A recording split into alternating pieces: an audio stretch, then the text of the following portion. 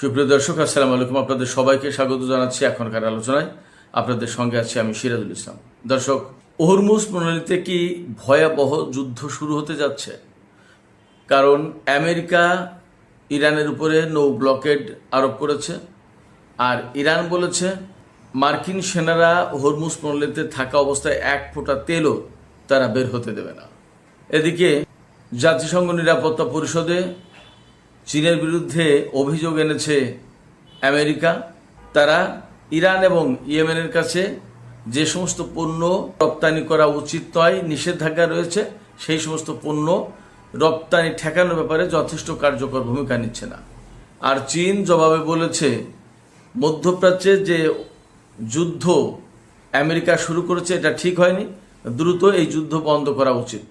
এদিকে ইসরায়েল এবং আমেরিকার সেনাবাহিনীর মধ্যে এবং গোয়েন্দা সংস্থার মধ্যে আরও সম্পর্ক ঘনিষ্ঠ করা, সমন্বয় করার ব্যাপারে যে প্রস্তাব দিয়েছে মার্কিন রিপাবলিকান দল, সেই প্রস্তাব সিনেটে প্রত্যাখ্যান করেছে এবং আটকে দিয়েছে ডেমোক্রেটিক সিনেটররা।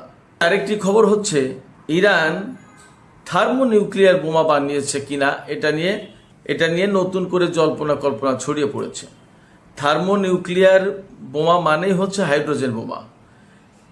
একটা হাইড্রোজেন বোমায় কমপক্ষে 50 মেগাটন শক্তি থাকতে পারে। 50 মেগাটন মানে কয়েক হাজার পরমাণু বোমার সমান। আসলে বাস্তবতা কি ইরান এই হাইড্রোজেন বোমার অধিকারী হয়েছে কিনা? এপাশে মধ্যপ্রাচ্যে নতুন করে সৌদি আরব ইয়েমেন যে সংঘাত শুরু হয়েছে, এই প্রেক্ষাপটে এখন পাকিস্তান কি মধ্যস্থতার ভূমিকা থেকে যুদ্ধে জড়িয়ে যাবে কিনা সেই প্রশ্ন বড় হয়ে দেখা দিয়েছে। সুপ্রিয় দর্শক, এই বিষয়গুলো নিয়েই আজকের ভিডিওতে আলোচনা করব। আশা করি আপনারা শেষ পর্যন্ত সঙ্গে থাকবেন। আর ভিডিও যদি ভালো লাগে তাহলে লাইক, কমেন্ট, শেয়ার করবেন এবং চ্যানেলটি সাবস্ক্রাইব করে সাথেই থাকবেন। দর্শক, চলুন বিস্তারিত আলোচনা করি। সর্বপ্রথম যে আলোচনা করতে চেয়েছি সেটি হচ্ছে যে হরমুজ প্রণালী।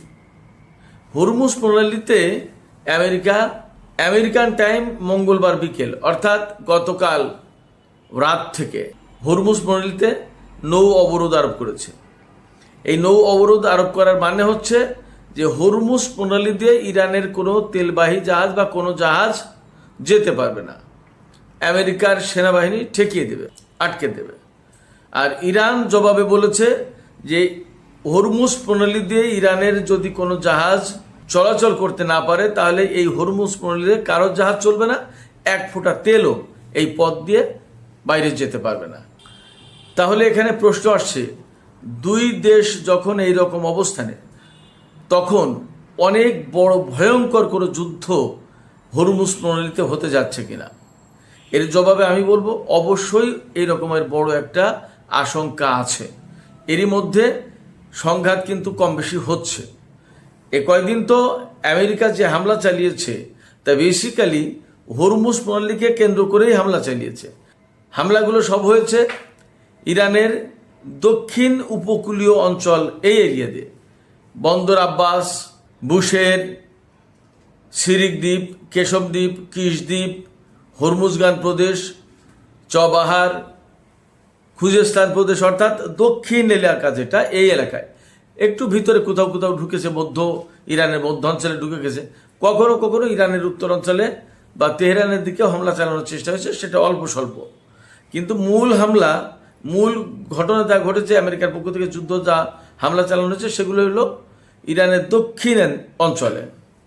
এই দক্ষিণ অঞ্চলে কিন্তু প্রচুর পরিমাণে ইরানের ক্ষেপণাস্ত্র প্রতিরক্ষা ব্যবস্থা, ক্ষেপণাস্ত্র উৎক্ষেপণের সিস্টেম, ড্রোন ফ্যাসিলিটি, এরপরে তাদের সামরিক বাহিনীর অনেক উপস্থিতি, অবস্থান, এগুলো আছে। হরমুজ প্রণালী না, শুধু পুরো পারস্য উপসাগর ইরানের জন্য একটা গুরুত্বপূর্ণ বিষয়। পুরো পারস্য উপসাগরের উত্তর পাড় হচ্ছে ইরানের একার। সেক্ষেত্রে এই সাগর পাড়ি দিয়েই অনেক দুষ্কৃতকারী শত্রু বাহিনী ইরানের ভিতরে ঢুকে যেতে পারে। এছাড়া এই সাগরের অপর প্রান্তেই মার্কিন বাহিনীর এত অবস্থান ছিল। ফলে ইরানকে কিন্তু এই বিষয়টা মাথায় রাখতে হয়েছে যে হরমুজ প্রণালী এলাকা না, শুধু পুরো চবাহার থেকে অর্থাৎ পাকিস্তানের সীমান্ত থেকে একেবারে ইরাক কুয়েত সীমান্ত পর্যন্ত এই পুরো অঞ্চলে ব্যাপক সামরিক উপস্থিতি বজায় রাখতে হয় ইরানকে তার নিজের সেফটির জন্য। এই জায়গা থেকে অনেক সামরিক অবস্থান আলটিমেটলি দক্ষিণ অঞ্চল আছে, ইরানের দক্ষিণ অঞ্চলে আছে। আর সেইগুলো লক্ষ্য করেই গত কয়েকদিন ধরে আমেরিকা বারবার হামলা চালাচ্ছে। এর জবাব দিতে গিয়ে ইরানকেও মধ্যপ্রাচ্যের যে সমস্ত দেশ রয়েছে, বিশেষ করে কুয়েত, বাহরাইন, কাতার, জর্দান, সংযুক্ত আরব আমিরাত, এমনকি ওমানেও মার্কিন অবস্থানে ইরান হামলা চালিয়েছে। এবং গত রাতে যে হামলা হয়েছে, গত রাতে প্রচুর হামলা করেছে আমেরিকা, ইরানও জবাব দিয়েছে। এবং আমরা যা খবর পাচ্ছি, বাহরাইনের যে শেখ ইসা বিমান ঘাঁটি, আমেরিকার যে বিমান ঘাঁটি আছে সেখানে, এবং যে পঞ্চম নৌবহরের ঘাঁটি, এটা মোটামুটি একেবারে ডিস্ট্রয় করে দিয়েছে, একদম ধ্বংস করে দিয়েছে। কুয়েতেও ব্যাপক হামলা হয়েছে। তারপরে জর্দানের প্রিন্স সুলতান এয়ারবেজ এবং প্রিন্স হাসান এয়ারবেজ, এই সমস্ত জায়গায় মারাত্মক রকমের হামলা চালিয়েছে ইরান। কারণ এখন আর বসে থাকার কোনো সুযোগ নেই অ্যাকচুয়ালি। আমেরিকা কিন্তু ইরানের দক্ষিণ অঞ্চলে হামলা করে ইরানের সামরিক শক্তি মারাত্মকভাবে ক্ষতিগ্রস্ত করে দিয়ে, যাতে ফ্রন্ট লাইনটা ভেঙে পড়ে, এরপরে কিন্তু স্থল অভিযান চালানোর একটা চেষ্টা করতে পারে, এরকম প্ল্যান আছে বলে জানা যাচ্ছে।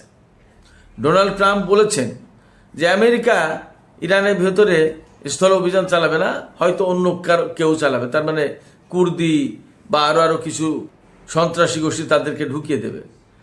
আমার ব্যক্তিগত পর্যবেক্ষণ হচ্ছে যে ডোনাল্ড ট্রাম্প যা বলছে এখানে তার বিপরীত ঘটবে।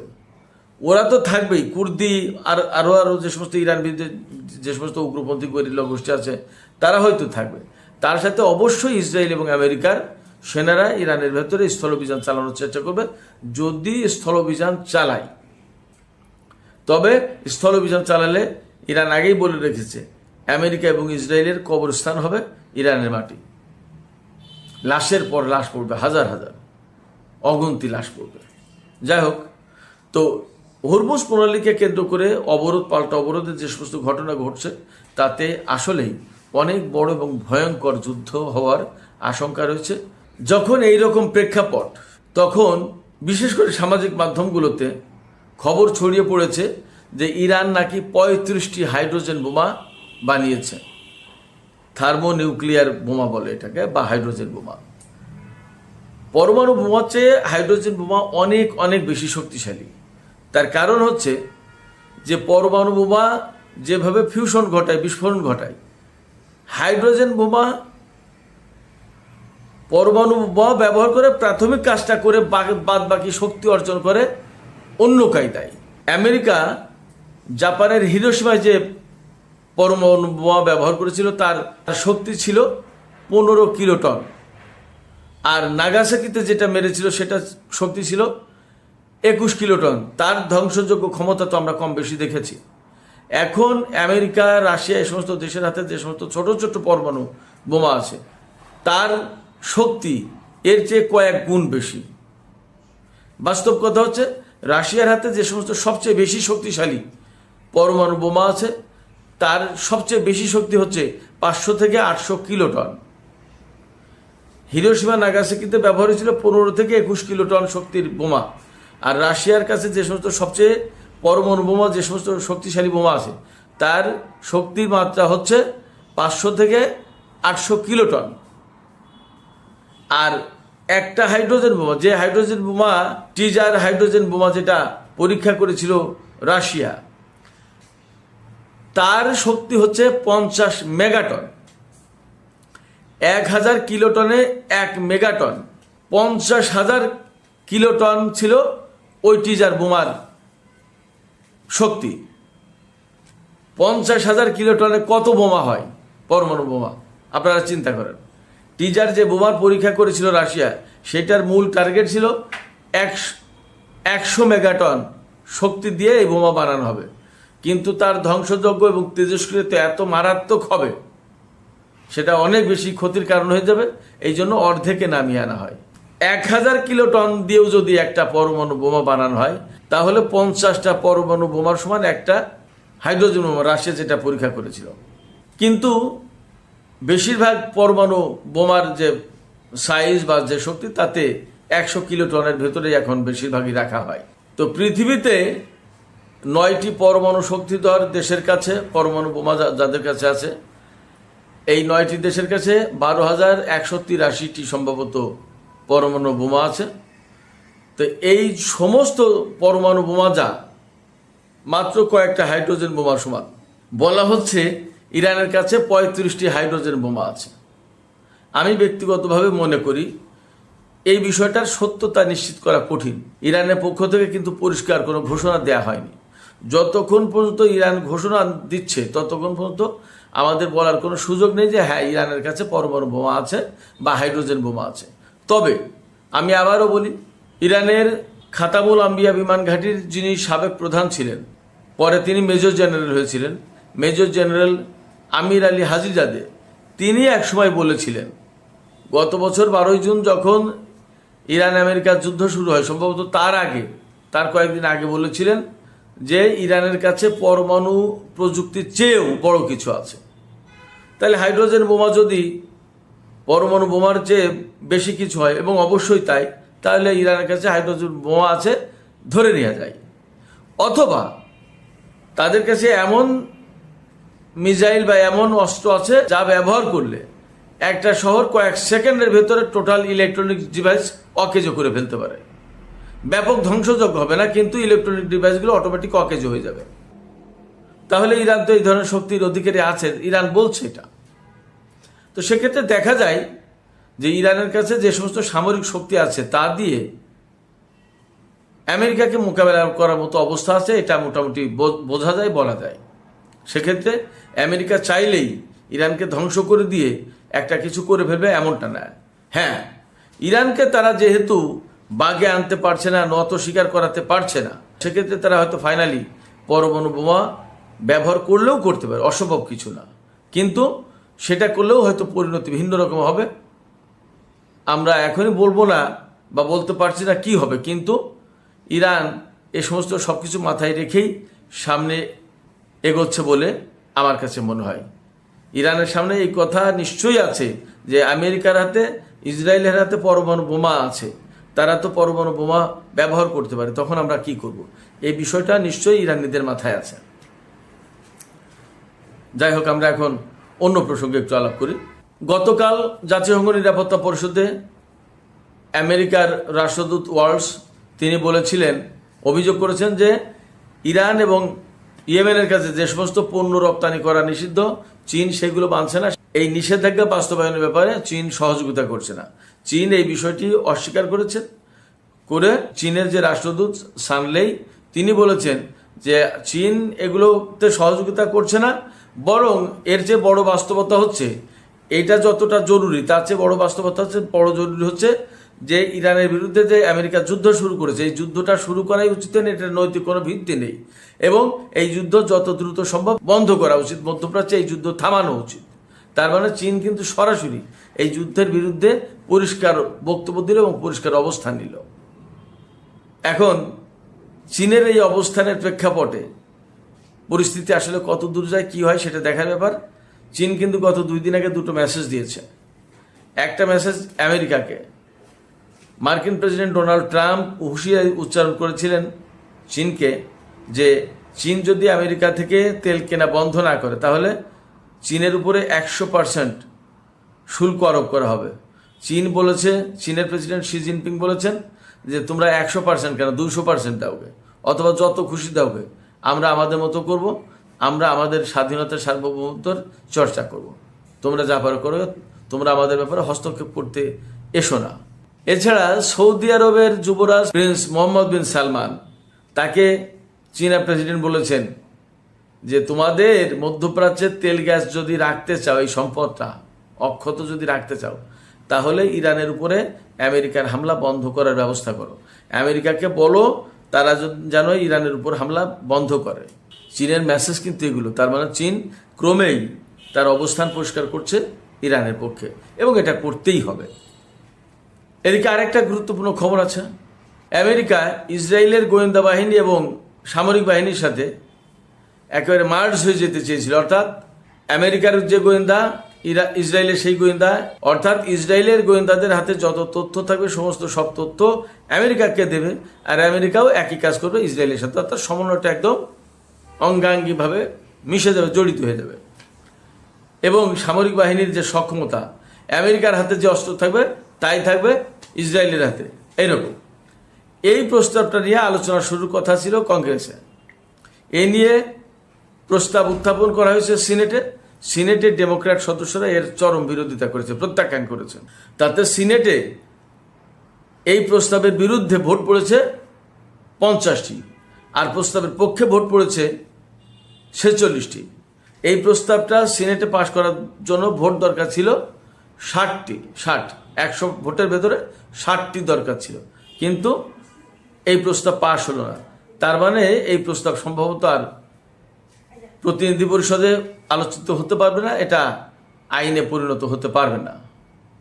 তার মানে বোঝা যাচ্ছে যে এখনো ডেমোক্র্যাটরা ইসরায়েলের পক্ষে একদম অন্ধভাবে চলে যায়নি এবং এই ইরান যুদ্ধকেও তারা সমর্থন করছে না। এবং মজার ব্যাপার হচ্ছে এই বিল এবং সামরিক ব্যয় বাজেট বাড়ানোর ব্যাপারে প্রস্তাব উত্থাপন করা হয়েছিল, সিনেট দুটোই নাকচ করে দিয়েছে। সামরিক বাজেট বাড়ানো এবং আরও কাজ করলে, প্রস্তাবগুলো পাশ হলে ডোনাল্ড ট্রাম্প অবলীলায় ইরানের বিরুদ্ধে যুদ্ধ করে যেতে পারত, কিন্তু সেই সুযোগটা সম্ভবত তিনি পাচ্ছেন না, অন্তত সিনেট থেকে। সুপ্রিয় দর্শক, আমি সর্বশেষ যে বিষয়টি নিয়ে আলোচনা করব সেটি হচ্ছে ইয়েমেন এবং সৌদি আরবের ভেতরে মোটামুটি একটা সংঘাত হয়ে গেছে এবং সংঘাত আরও বেশি মারাত্মক হতে পারে।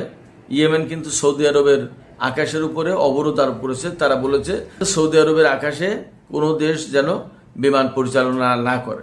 যতক্ষণ পর্যন্ত ইয়েমেনের আকাশের উপর থেকে অবরোধ প্রত্যাহার করে না নেবে সৌদি আরব, ততক্ষণ পর্যন্ত সৌদি আরবের আকাশের উপরে এই অবরোধ থাকবে।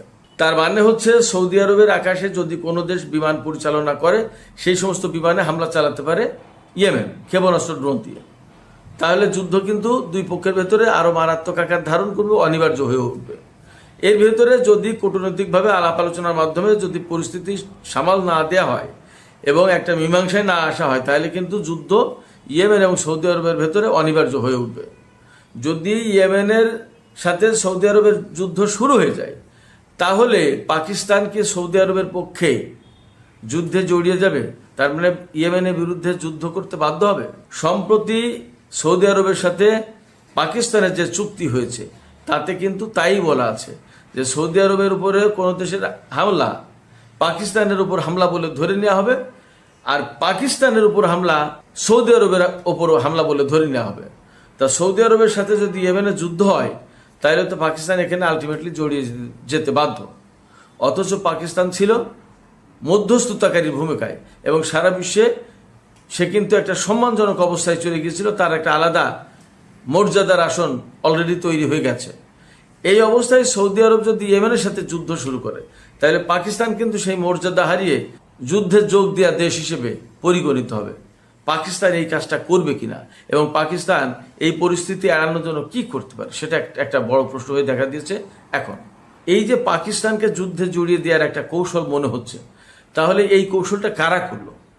ইসরায়েল কিন্তু চাইছে না পাকিস্তান মধ্যস্থতা করুক, ভারত কিন্তু চাইছে না মধ্যস্থতা করুক, আরও কোনো দেশ হয়তো এরকম চাইছে না, সংযুক্ত আরব আমিরাতও চাইছে না। তাহলে আসলে পেছন থেকে কলকাঠি নাড়ছে কে এবং পাকিস্তান এই জায়গায় আসলে কি করবে? এই প্রশ্ন রেখেই আমি আজকের আলোচনা এখানে শেষ করতে চাই। আলোচনা শেষের আগে আপনাদের কাছে আরেকটু প্রশ্ন করি, পাকিস্তানকে আসলে এই যুদ্ধে জড়িয়ে দেওয়ার জন্য পেছন থেকে আসলে কারা কলকাঠি নাড়ছে, সেই প্রশ্নও আপনাদের কাছে রাখলাম। আপনাদের মতামত কমেন্টে আশা করছি। আর ভিডিও ভালো লাগলে লাইক কমেন্ট শেয়ার করবেন এবং চ্যানেলটি সাবস্ক্রাইব করে সাথেই থাকবেন। দর্শক, আপনাদের সবাইকে অনেক অনেক ধন্যবাদ।